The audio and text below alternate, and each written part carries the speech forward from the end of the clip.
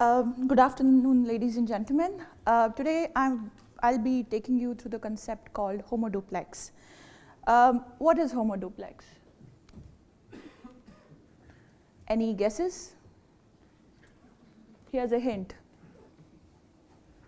We are all Homo Duplex.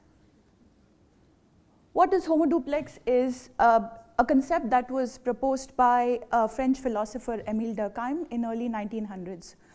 What it says is every human being, all of us, are always oscillating between two different poles. One, what he called profane, and one, sacred. When we say profane, we mean we take all of our decisions based on our own individualistic needs. We are self-centered. Sacred means that we look for a sense of belonging to something bigger than us, maybe to a collective emotion. One small explanation. Sacred and profane does not mean good and bad. They are just two ways of being. Now, and as I said, we oscillate between them in every choice, every decision we may take in our lives. So how did we come about to be Homo Duplex? Darwin said that it could be out of the theory of multi-level selection.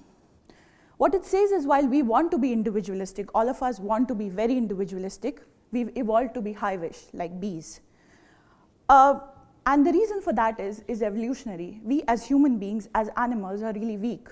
The only reason, or one of the main reasons that we managed to survive as long as we did and came on top, was the fact that we learned how to cooperate in groups. The stronger the affinity you feel to a group, the stronger is the group, and the stronger is the chance for the group to survive. That's the basis of multi-level selection and how it connects to Homo Duplex behavior. What are the manifestations of Homo Duplex behavior? It leads us towards what we call collective emotion. Collective emotion is when you forget what your own individualistic needs, your own beliefs, and decide to gather around a common goal, a common set of beliefs. Examples is religion. Example is politics, one idea that can change the world. War, even sports. Now, this is great. It's a great concept. How do we apply it to business? So we try to see how this basic human behavior can be applicable to all of us in our business, everyday business. So here is what we think. Every time you make a choice, you are between, again, group thing, which is sacred, and individual choice, which is profane. And you make a choice. Every time you make a choice, you differentiate yourself. The moment you differentiate yourself, you're segmented. The moment you're segmented, you're part of a subculture, a subgroup, and you're a market. This leads to a lot of opportunities, and right now we'll focus on two major opportunities. One is consumer behavior, and second is employee value proposition. Looking at consumer behavior, we are looking at what is the psychological engagement of a consumer with your brand. As per Homo Duplex, we think it could be sliced into three things. First is need-based. I need a cheap, convenient mode of transport, and I want a bike, so that's need-based. The second level is, how do I associate with the brand at an individual level? What does the brand bring me? How does it help my self-image? How does it perform for me? So how do I feel using that brand? Or the product for now.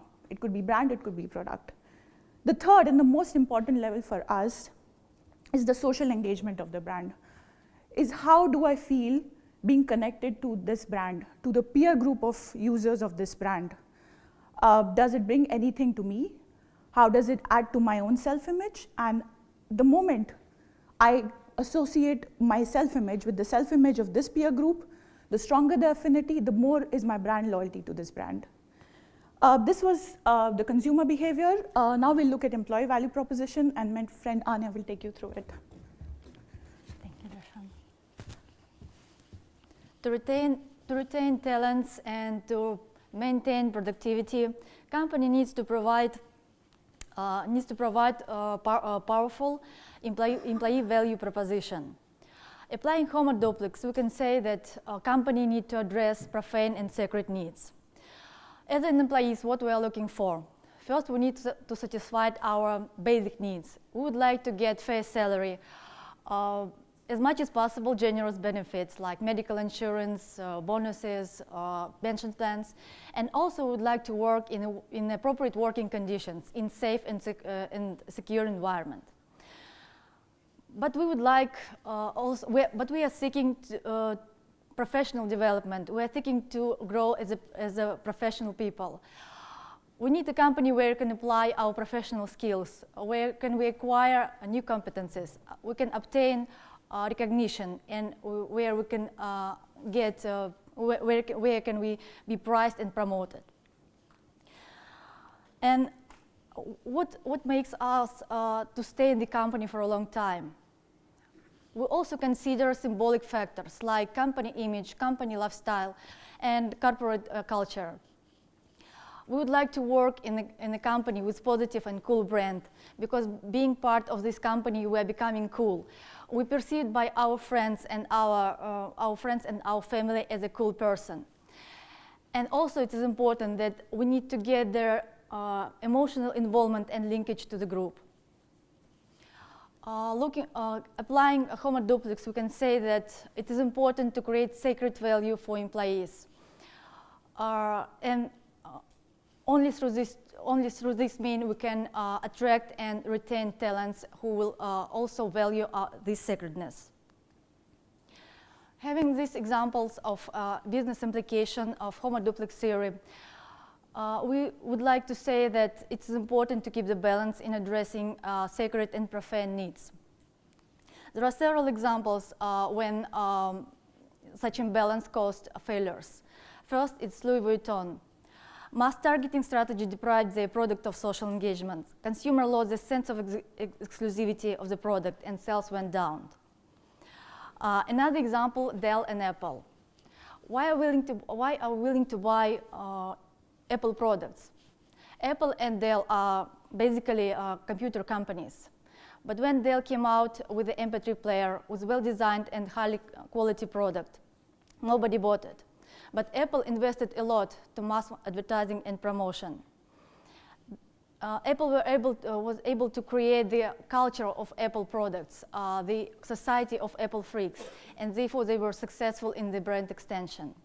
Another example of failure in employee value proposition. Two well-known companies, Ambev and Natura. They're based in Brazil, but they are famous and operate successfully around the world.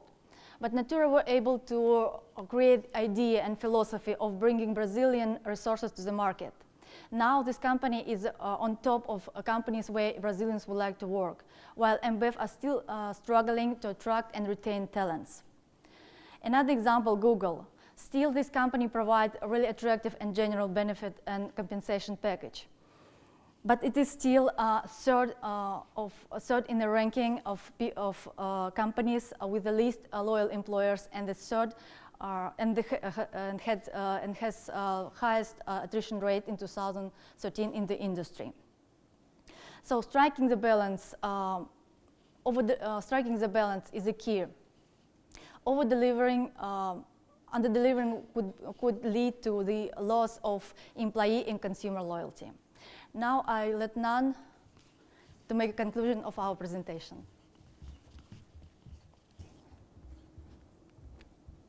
So these are the key questions for senior management to think about after looking at employee and consumer decision-making process through the lens of Homo Duplex theory. Basically, these are, have you identified your core value proposition clearly to your consumers and employees? And are these values clearly defined and delivered to them? Thirdly, are you continuously reinventing these core values or enhancing them to make your company or your product more attractive to your employees and consumers? To find answers to these questions, please come to our workshop this afternoon. We will do a group exercise together using a specially designed framework. And what you need to bring to our workshop is very simple. Just an example of a company. It could be a company you are working for or a company you are very familiar with. I'm looking forward to seeing many of you there. Thank you.